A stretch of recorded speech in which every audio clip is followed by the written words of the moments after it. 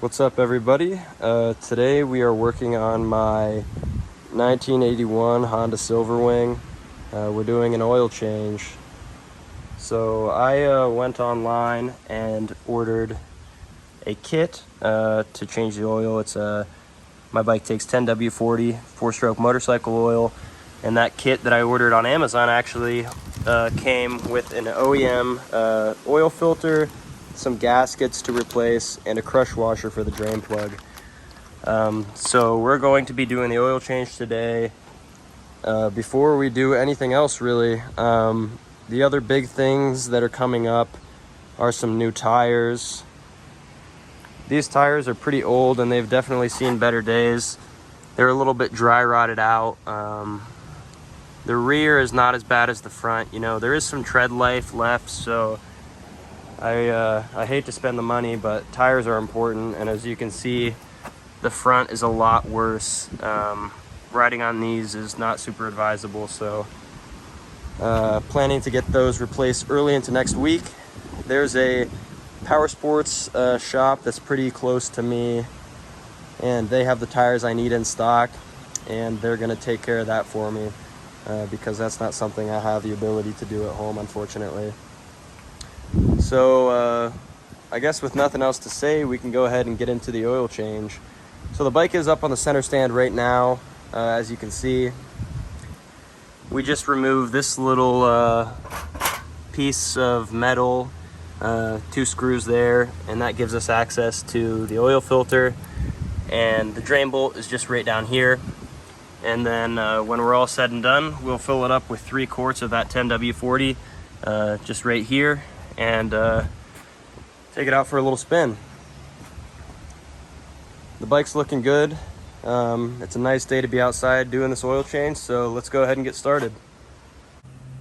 So first things first, the drain bolt on my bike, it's a 17 mil, and someone apparently was very torque happy. Holy cow. All right, I guess I'll just give you a shout when I break this thing loose.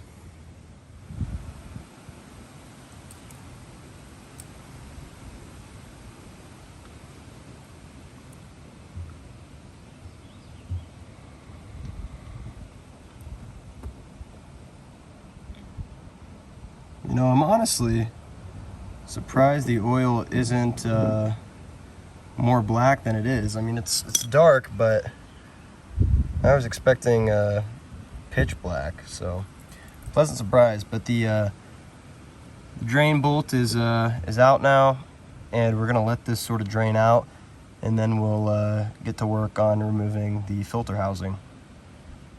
So the filter housing here on my bike is a 12 millimeter. I already broke it loose off camera. I don't want to make the same mistake and embarrass myself. So this whole thing just kind of spins out, and once it comes off, which I think we're close, yeah. As you can see, the old oil filter, you can see kind of just the top edge of it barely is inside of there, and we'll pull that out and pop in the new one here in a second. But I'm just gonna let that sit for a moment. I can't find any rubber gloves anywhere, so I guess I'm just gonna have to get my shop towels and Fast Orange ready. So there's the filter itself. Pretty used, I guess. I mean, it's a used oil filter. It's pretty used. And I'll go ahead and grab the new one. And I don't think there's any... Okay, number side was down when I pulled it out, if that matters, but I think the filter is symmetrical, so no issue putting in a new one. So as you can see here, we've got the filter housing here. There's a little spring that needs to go over that piece right there. And then I guess we do have a new rubber gasket which will go here, and I doubt this one's ever been replaced, so I'm gonna go ahead and try to see if I can get this one out. I'm thinking that a small X-Acto knife or something is gonna be my friend. I'm gonna use the blunt side. Wiggle this in here. I'll pop that out. Anytime you have the chance to replace gaskets, do it.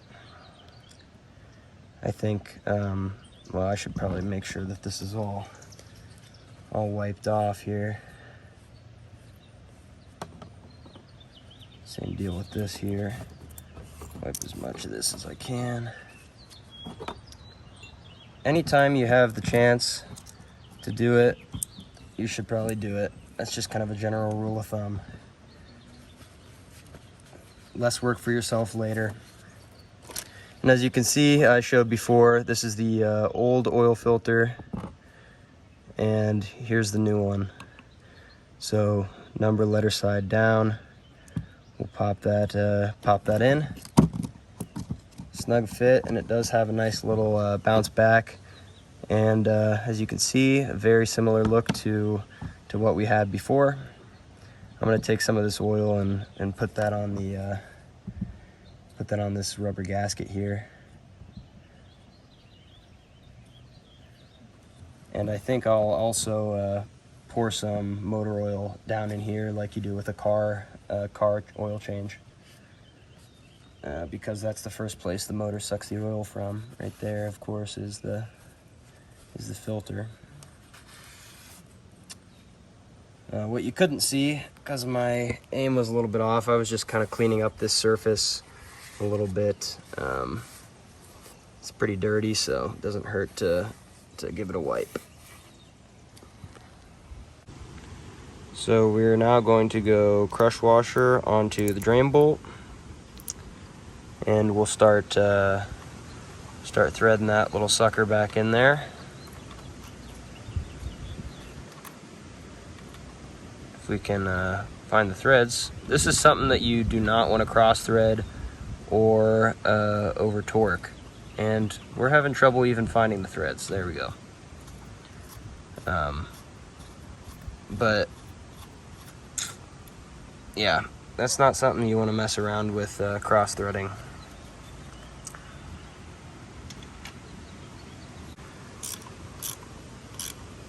And that's good. I'm not gonna go as crazy as the person who did it before me did, because I'll probably be doing the next oil change, and it's honestly more of a pain than it is a convenience. If it's on there snug enough to keep the oil in and not fall out, not vibrate out, whatever, then it's good enough. That's just it. So we're gonna crack one of these open now. Again, the one-handed thing. I guess I could fast forward through this part. But what would be the fun in that? This is the actual amount of time that it takes to do an oil change. Get this up here, maybe on an edge, so that we can actually pour this in all right.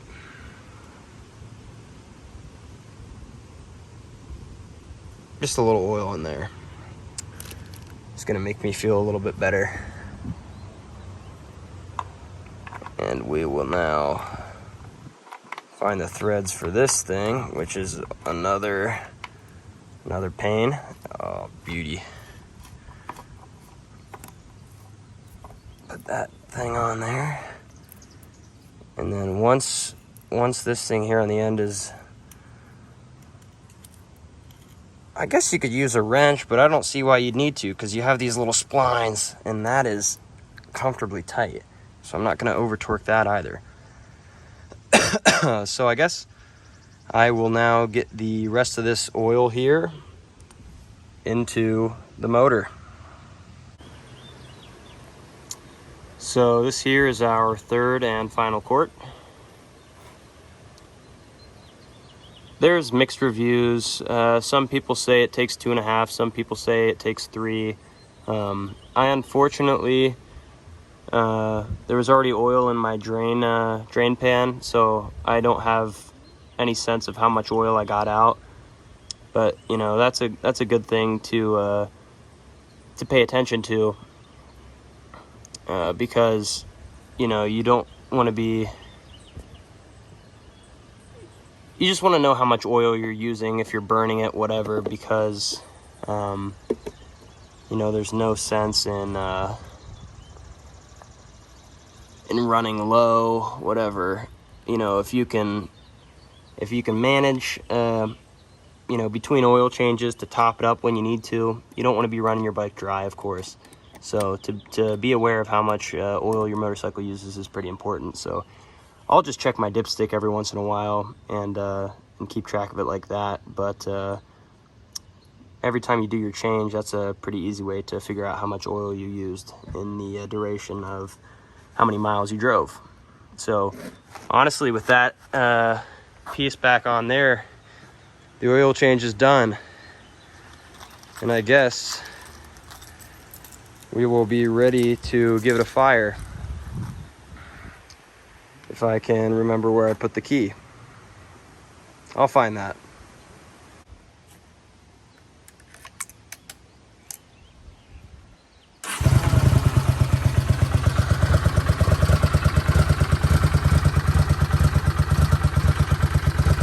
It cooled back down, so it's got a little bit of a rough idle, but that'll smooth out once the bike warms up.